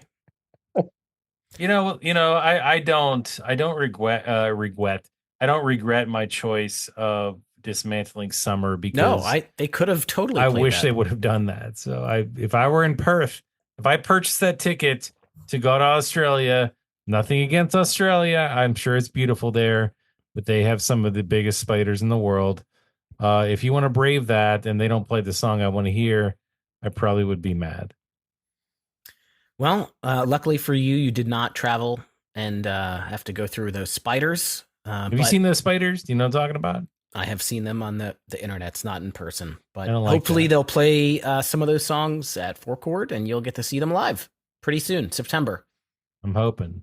I can't wait. They're not the headliner, but they're one of the top three. So I imagine they'll get a little bit more time. I would think they'll get 45 minutes. Yeah, I'm in. Tom, anything you want to share? You've been doing some drum covers on your Instagram. You want to tell people where to find you? Yeah, thanks again for having me on, guys. I always love coming on and talking to you both. But yeah, Thomas W. Good on Instagram. Awesome. Very cool. Well, I will second that. Tom, it's been a pleasure. Looking forward to having you come on again. We should have you choose the band every time because it actually really opens me up personally. I'll just say this right now. Like I love hearing things that I'd never heard before. Obviously, Wonder Years is a band that a lot of people have known and enjoyed over the years. But maybe for next time you could pick one that is even a little bit more obscure that we might like. Who knows, right? Or you could pick one that everybody knows. Either way, I think you make great picks. But I think better than that, you always have great insights on whatever it is you do pick when you come on the show. So appreciate you and appreciate all of those insights that you bring. Hopefully, you guys out there enjoyed today's episode talking about the Wonder Years for the second time on High School Never Ends. And if you did, we want to hear from you. I'll tell you one of the best ways that you can interact with us and tell us how much you liked it, how much you agree, how much you disagree is via those socials. And you can go to the normal ones, Facebook, Instagram. We're there. You can talk to us there. But don't forget about that Discord channel. We get into some great conversation, not just about show episodes, but about anything and everything pop punk. It's a really cool community that I would encourage everybody out there to check out if you haven't yet. And you can come talk to us. And also, don't forget about our Patreon. Steve and I are really, really talking about some cool things tying into Patreon over the next month or two. Really cool ideas that we're going to bring to you just for Patreon members. So check it out. It's definitely worth it. Yep, it's at patreon.com/HSNEpod. You can get to all our socials at HSNEpod, our website, hsnepod.com. And if you're listening on Spotify or Apple, give us a 5-star rating and a review. And thank you guys for listening. Thank you to our patrons for picking our albums for the month of April. May has something brand new in the works. You'll find out next week. Until then, keep on rocking your dad bods, throw up your rock hands, and blast the pop punk.